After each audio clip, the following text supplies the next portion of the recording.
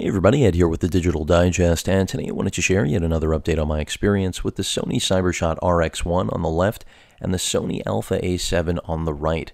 These are both full-frame cameras that really offer you the best possible image quality when it comes to still and video capability in the smallest form factor you could possibly find. Really, no other manufacturer matches either of these cameras. Granted, the A7 is brand new, as is its higher resolution counterpart, the A7R. And again, these really do represent the best offerings that Sony has, and arguably, in my opinion, some of the best cameras ever made by any manufacturer. A large product of Sony's ownership of Konica Minolta really coming through on both of these devices. And that's why if you look at old Konica Minolta cameras, really Minoltas, you'll see a lot of the styling has grown, especially the A7, A7R, directly from that acquisition. And it makes sense, especially the viewfinder. But really, these cameras are game changers because they are allowing you to bring full-frame professional quality in at least pocketable form with the Cybershot on the left. And when it comes to an interchangeable lens mirrorless system like the A7 or A7R, it may not be pocketable, but it's still a fraction of the size of what you would traditionally expect for a full-frame experience.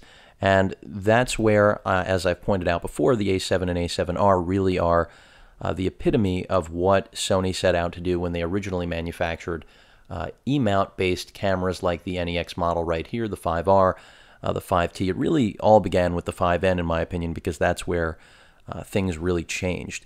The camera went from a novelty in terms of its form factor to really an imaging stalwart, and that's when it got recognition, and slowly, we went from the 5N to the 5R. Of course, the NEX6 being I won't say a budget entry camera, budget level camera, but a very solid offering for a palatable price, again, when compared to just about anything else based around an APS-C sensor. Now we have a slightly larger body. It's not going to really compare to this 5R, but if I maybe compared it to the NEX7, it would be closer, but still larger. But the point is that you would never expect a full-frame sensor in here, much like you would never expect a full-frame sensor inside the RX1 on the left. And because one is a Cybershot and one is an Alpha, they represent different ends of the spectrum, even though they share the exact same 24-megapixel full-frame sensor, which is odd, but true. And that's because Alpha really represents a consumer that Sony believes is interested in investing a lot more in the hobby, and really developing and growing with their camera, or they know exactly what they plan on doing with it for either professional or even, amateur purposes. But Cybershot, on the other hand, is all about just having a camera that out of the box works and really requires nothing else. That's where the RX1 really shines, as does the RX100, the Mark II, and now the RX10, which is arguably, again, an unmatched camera in its class, a bridge camera that I hope to review eventually.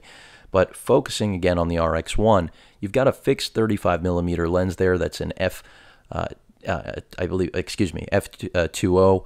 So in terms of brightness, relatively solid. It's a bright piece of glass. You're going to get incredible low light performance out of it.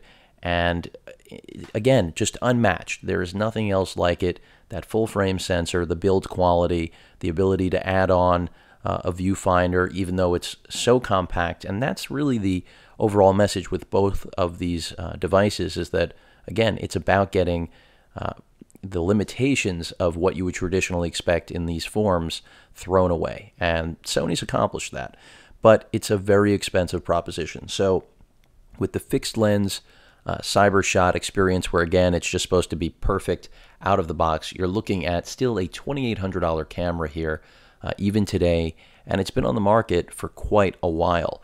The brand new A7 with the kit lens that you're looking at here, which is a 28 to 70mm lens, and really is fine for someone who's just looking to get their feet wet, but not something I'd really recommend as being a great match for such an incredible camera, and that applies to both the A7 and A7R.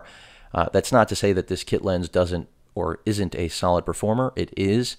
It's just that the brand new glass that will eventually make its way to the A7 and A7R will be inherently better. Of course, also inherently more expensive. But $2,000 buys you this kit right here, so you could be done at $2,000 technically.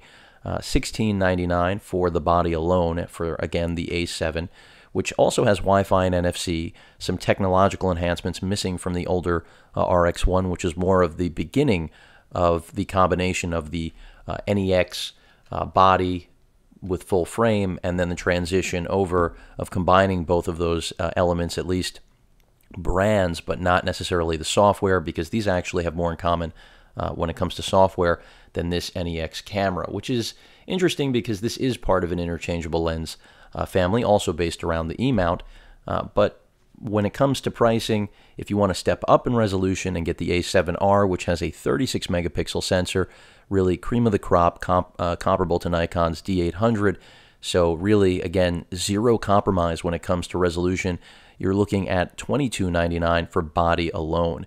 The biggest hurdle right now for the A7 and A7R is really glass, and that's why a lot of people are going with the kit for the 2000, even if it isn't the best piece of glass. It's still not even available for purchase on its own. It's about to launch, or at least as far as I know, in the next month we should see it start to ship. I believe it's $500, and that makes sense based on the actual kit pricing. You're getting a little bit of a savings there at $2,000, but there's no question that if you ask me which is going to take better images out of the box for the average consumer who's not actually going to dive into menus and play with settings and actually utilize all of the great quick manual control that you have here between aperture and also the ability to switch in and out of a macro mode, it's just a great camera that really still has all of the control you could possibly want, especially crammed into a body this size.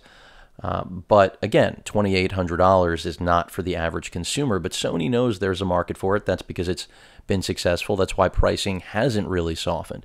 The A7, on the other hand, which interestingly enough is not made in the same factory as the RX1, even though they look so much alike and share so much in common, the A7 is manufactured in Thailand, the same factories that made the NEX cameras, which will now also be alpha. Again, alpha just because this is the interchangeable lens system where you're going to really sink in thousands of dollars. Here you're done. Again, I'll remind you throughout the course of the video, that is Sony's branding image now, that Cybershot, you're done on that camera. When you need a new camera, you'll buy it. Alpha brand obviously is meant to last for many more years and also adapt to all sorts of situations and personal consumer and professional needs that Cybershot simply does not accommodate.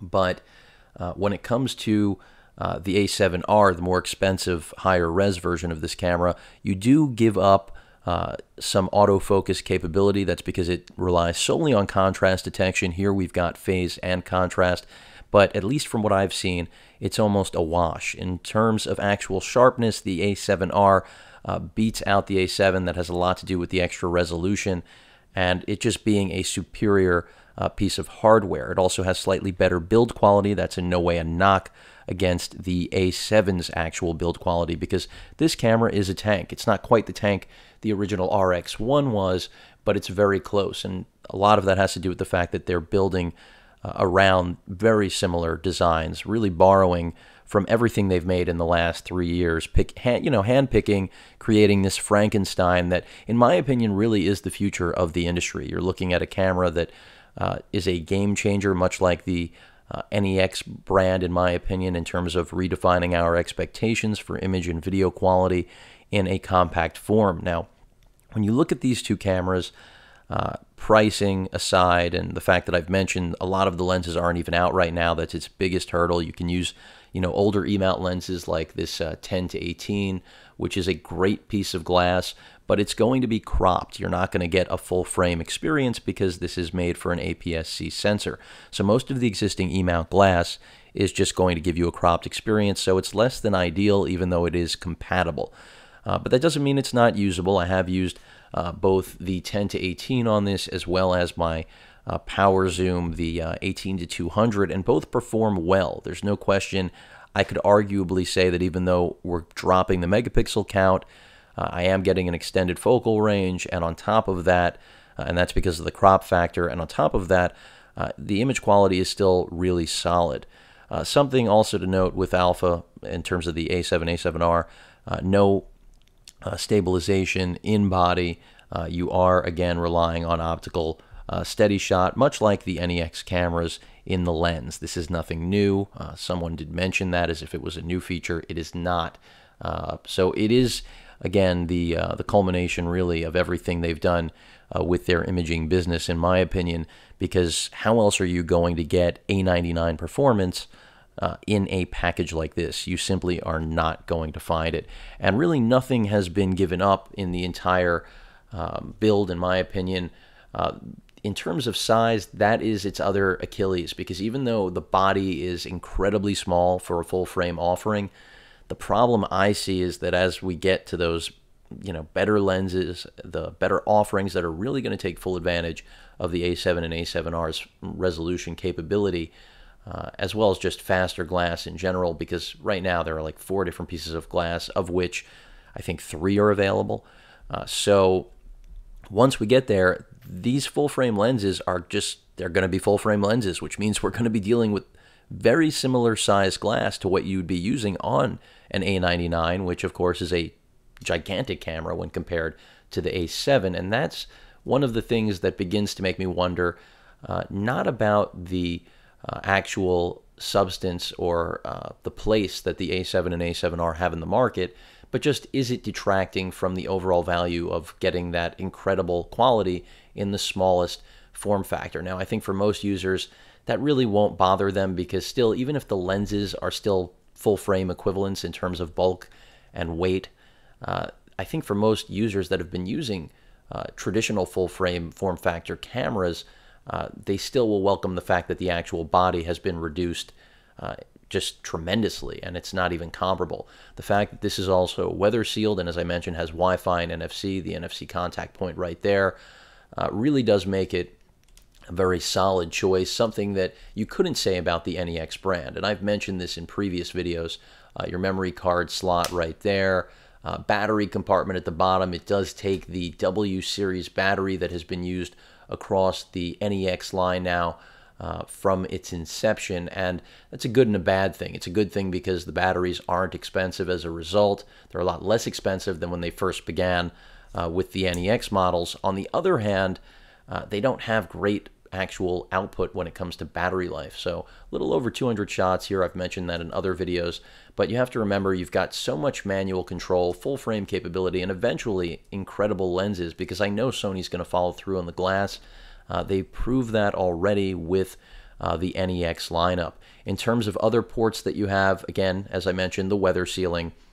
You can see there's a little lip here in order to get access to both of these doors, which reveal the HDMI port as well as the multi-port, which is a terminal not only for charging with micro USB, because none of these cameras, by the way, come with actual dedicated wall chargers. You have to charge the battery in camera, something that for those of you that want to nitpick may be a big deal. But in my opinion, I care more about the camera than possibly having to make another purchase, even if Sony is kind of churning a little bit there. But for whatever reason, we've got that multi-port that is how we're going to charge. Beyond that, though, the reason it's dubbed multi, and I've mentioned this in many videos, is because it also will accommodate other accessories that Sony's been developing, a whole line basically, that will work across both the Alpha as well as Cybershot brand. Again, simplification of the business, simplification of accessories, batteries. This is where the business has been moving towards a leaner entire operation, which is better for us, in my opinion, as well. The HDMI output there is capable of 4K, so if you've got one of Sony's 4K TVs, you're going to really enjoy this when you're reviewing your images. And then audio in and out for monitoring, as well as line in recording.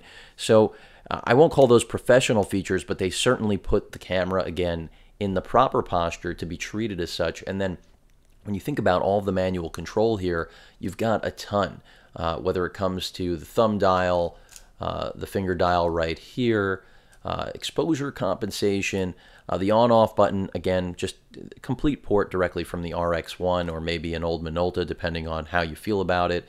Programmable buttons right there, your menu button. There's a sensor for the actual viewfinder. The traditional buttons you'd find on pretty much any E-mount camera, almost. It's not exactly the same, but definitely a direct descendant of what we have right here. And I've shown this in my previous video. These are pretty much identical in layout, just more control with the alpha camera, which is what you would expect, frankly, because as I've been mentioning through the course of the entire video, the alpha lineup is all about having that flexibility, whether you're a pro or just an amateur that wants to go beyond what you're getting out of the box.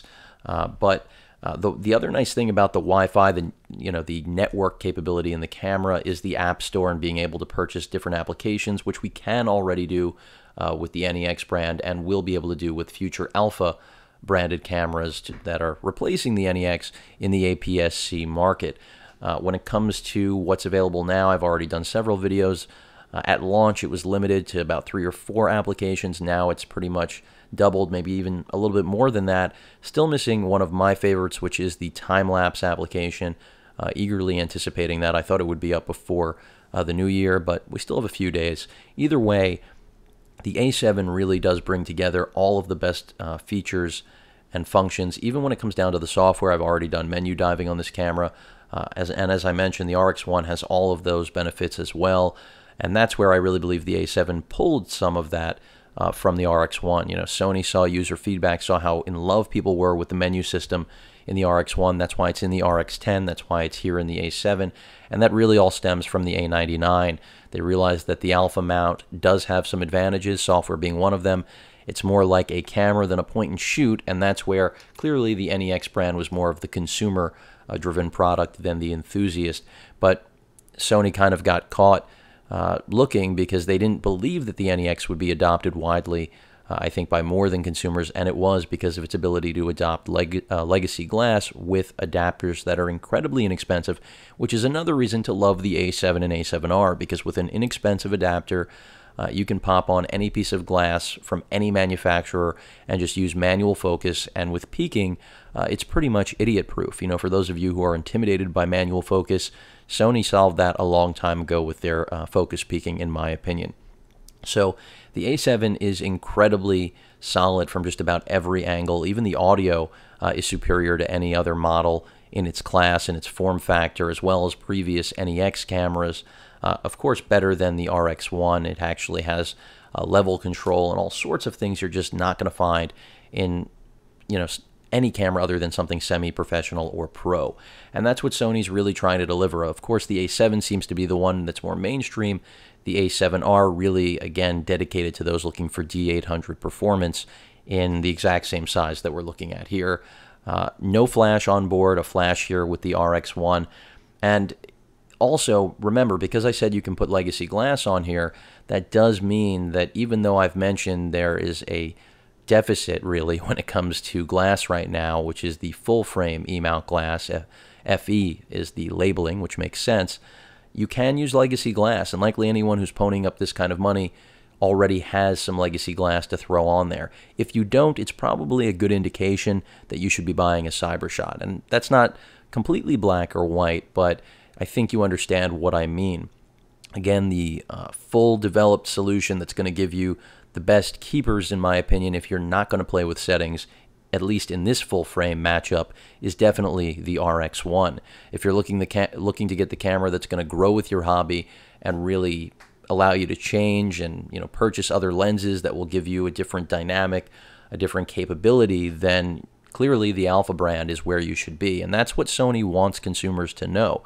You'll get great imaging from either the Cybershot or actual Alpha brand, but it's tailored to different experiences. Even though now we've got the same sensor, same software for the most part. Of course, the RX1, no Wi-Fi, no NFC, doesn't have the application market, which is one of my favorite elements, is that this is a modernized, incredible imaging device, which it didn't have to be. Sony decided with the RX1 that photographers and people who were willing to spend this sort of money to get this sort of quality really did not care about wireless, because they could have integrated it despite the incredibly small form factor. I really don't think that that would have been a game breaker when it comes to the size. But shifting focus to the RX1, and as I've said through the course of this video, yes, I have compared these, but this review, this entire video is really based around having spent roughly a month now with the A7, and it does give me different perspective on the relationship to the RX1, and I've been trying to decide between these two cameras whether or not they are really even comparable, even though they have that same 24 megapixel sensor, and both pitch being able to go anywhere with you, really, compared to traditional hardware that you would have to take on to get full frame quality. Now, when it comes to the RX1, yeah, $2,800, a lot to swallow, a difficult pill. But when you look at this sitting in my palm and think about that it's a little bit larger than the RX100 Mark II that goes everywhere with me.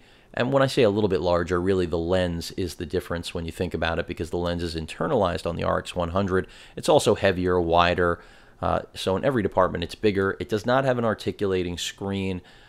Different screen form factor, by the way, than what you'll find with the A7. The built-in 35mm Carl Zeiss glass that you're getting here, as I've mentioned in previous videos, really represents one of the best pieces of glass you could ever be stuck with if you had to be stuck permanently. And many would argue that the glass on here will maintain the actual resale value of the RX1, because we all know that when we buy interchangeable lens cameras like the mirrorless A7 or A7R, over time the glass will maintain value, but the body is going to be replaced every year. Here, we still haven't seen a replacement, so that speaks to whether or not Sony's even pushing to do that. But either way, I know many people that believe just because of the glass, this thing is going to maintain its value, and that's reflected right now in resale value, in my opinion. Build quality, very good, slightly better than the A7, I mentioned that before. When it comes to image quality, because you're getting this f2.0 lens here, to have that sort of aperture capability on a 35mm lens that's based or paired around a full frame sensor, and they were literally made for one another, at least in terms of Sony and Carl Zeiss, in terms of the way they endorsed this camera, and to have the exact reach, essentially, whenever you want it, to switch up your aperture instantly. That to me is just a great thing that gives anyone who actually desires this sort of capability and control the easiest way to interface with it. So whether you're a pro or a beginner, it's just incredibly easy. No going into a menu, no having to figure out what you've programmed a dedicated button for. You've got your aperture instantly. So the f2.8 lens, or 2.0 lens, excuse me, is great. And with the A7, you're going to be looking, the best 35mm lens you can get right now is also a Carl Zeiss, but it is f2.8. So that's where I keep saying, you've got a faster piece of glass here you're never going to get, at least right now on the roadmap, with the A7 or A7R.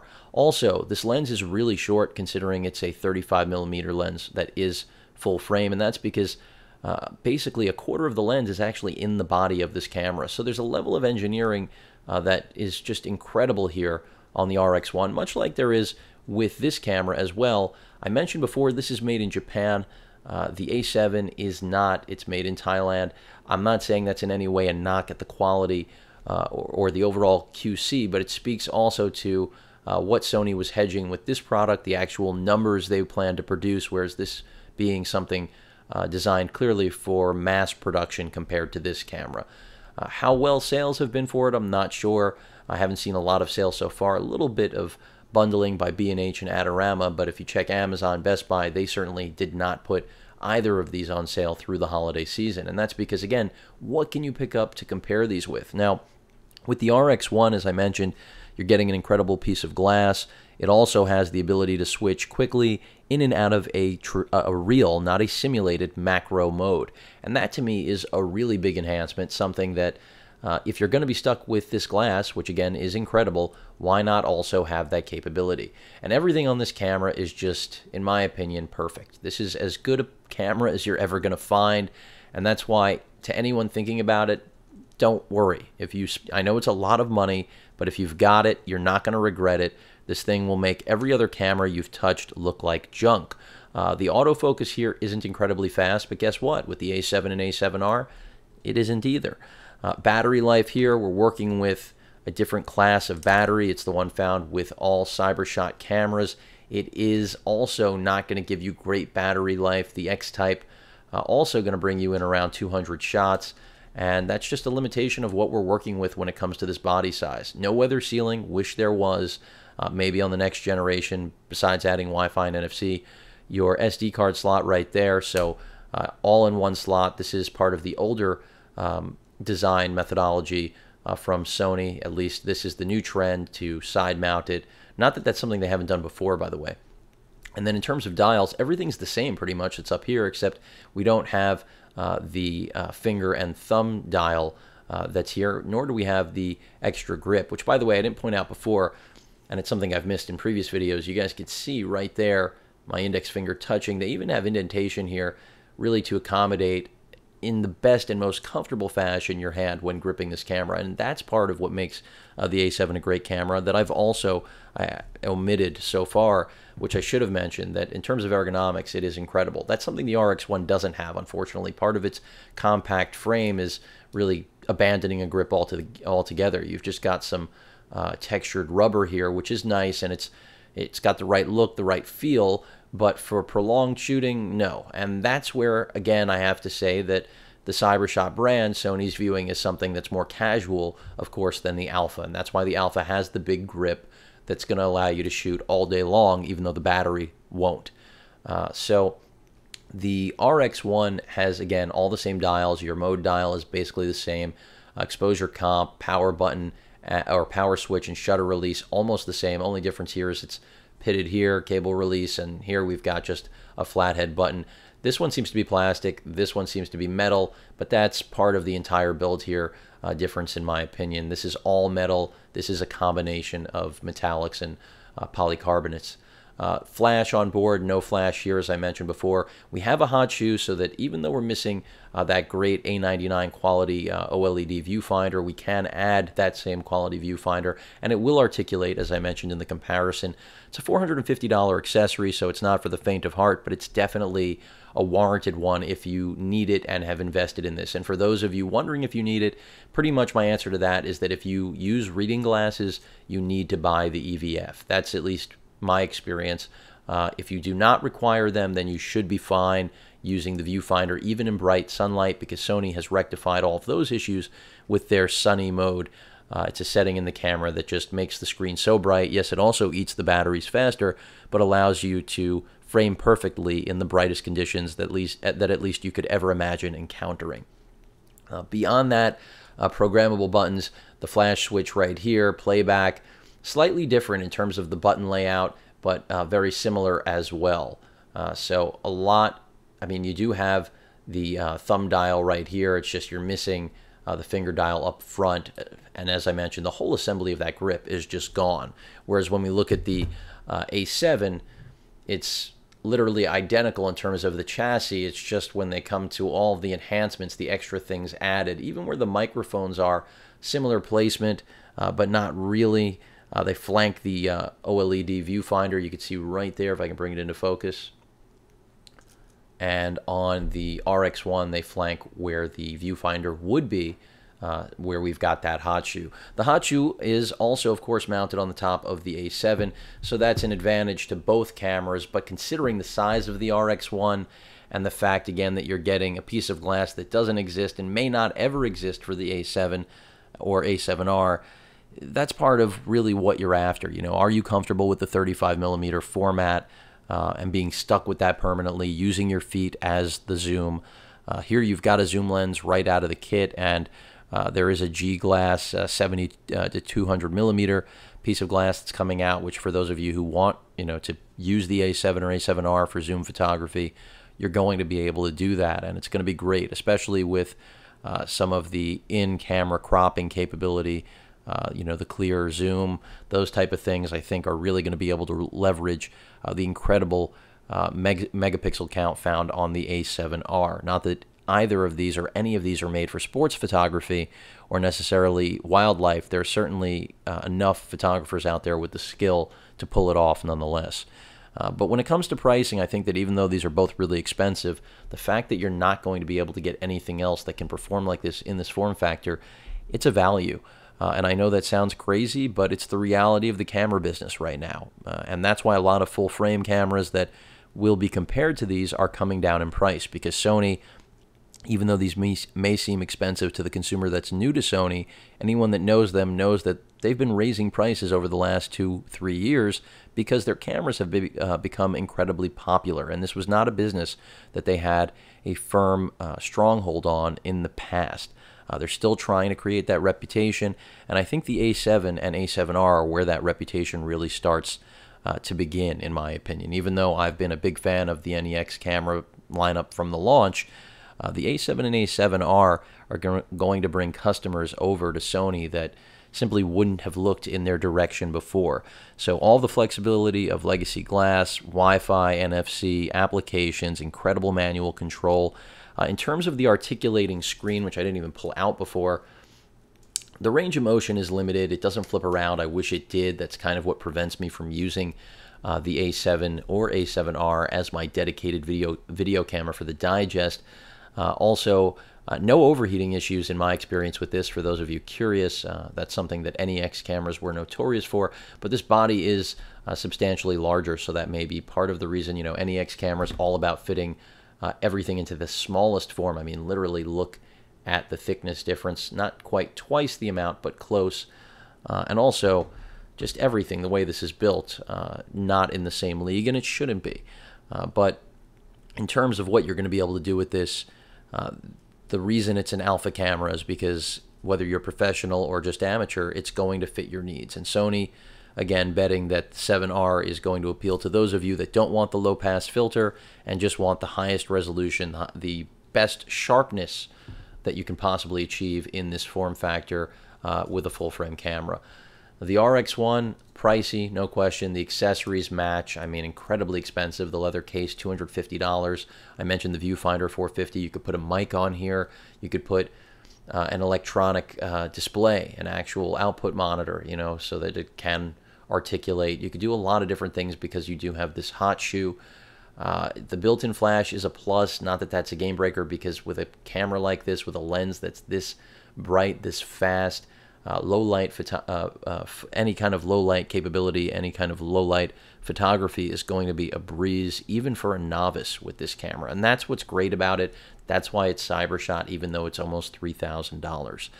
So hopefully I've made it really clear who each of these cameras should really appeal to, in my opinion, which is where this video really ends. And what I've experienced with both is that, much like I said in my original comparison, unless you're ready and willing to take on a whole host of different glass and wait it out and be an early adopter, much like those of you out there that were early adopters with the NEX lineup of cameras, you probably should wait on the A7 and A7R. However, if you just want the best possible camera, best imaging quality in its form factor right now, that's exactly what the RX1 delivers. Out of the box, you're going to get incredible images that make you feel like a pro, even if you are the farthest thing from being a pro. And that's part of the beauty. Now, I'm not saying you're always going to get that incredible performance. It isn't an RX100 Mark II. It doesn't have that sort of processing going on, because after all, it does want to appeal to someone who is going to appreciate that full frame sensor capability. But when it comes to actual auto performance, the A7 is definitely more of a tweaking machine, because after all, that's why it has more programmable buttons, as well as incredibly more flexibility just by the fact that you can pull that lens off and throw anything on there that you want. So excited to see the A7, A7R, that full frame E-mount lineup of lenses develop. Sony really, continue to develop and change the industry, because both of these cameras, much like the original NEX cameras, really have redefined what we expect out of the actual form factor you see before you right now. Traditionally, these would be APS-C cameras, and they'd be impressive just at that, much like Olympus's OMD line. But here we've got full-frame monsters that really just make everyone else look like they're playing in another league or from another era. So hopefully you all enjoyed this video. Again, really not a comparison of the two, even though I've already done that, even though this may have sounded like it. It was more about which I found myself using more often. And there's no question right now, as much as I enjoy the A7, I'm still finding myself going to the RX1 more often. And the reason for that is really simple. Even though I don't have any zoom capability on this, the 28 to 70 down there that I just pinkied really doesn't give you that much room. Of course, it gives you more room than a fixed 35. But because I've also got the macro on here, because I have such quick access to my aperture, the exposure compensation, obviously a wash, it's exactly the same. And also really just the fact that it is the more pocketable camera. This literally can fit in my pocket. The A7, on the other hand, this is never going to fit in my pocket. If you put an E-mount pancake lens on here, yeah, it will get close, but you better have a really large pocket. And that's just because the size, again, is not comparable at all. I mean, when you look at these side by side, they're just nowhere near being in the same class.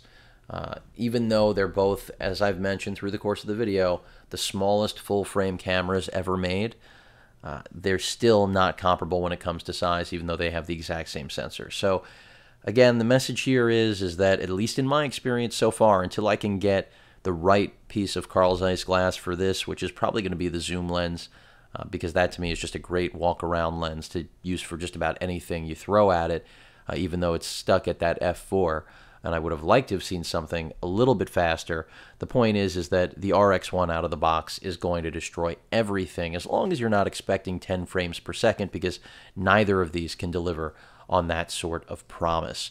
For that, you have to look to a different brand or take a step down to the NEX. And as I've mentioned before, it's not really a step down. It's just an APS-C sensor. It's still going to give you better images than anything else in its class, and really shouldn't be compared with these cameras, even though it inherently will be. And that's why I've made videos covering the fact that the NEX isn't, the precursor to the A7, literally, because the NEX brand, even though rebranded, it's not dead. We're going to have new models in 2014 to update pretty much all of the cameras that NEX lovers currently use. So don't throw away your glass. By throw away, I mean sell it, unless you really do want the full frame experience. And in that case, you really should be considering both of these, because they're not that far apart in terms of pricing, especially when you're comparing the RX1 to something like the A7R, which I think is a better comparison, believe it or not, but I'm not getting into that today. Maybe once I have a 7R in my possession, we'll go down that road. But both incredible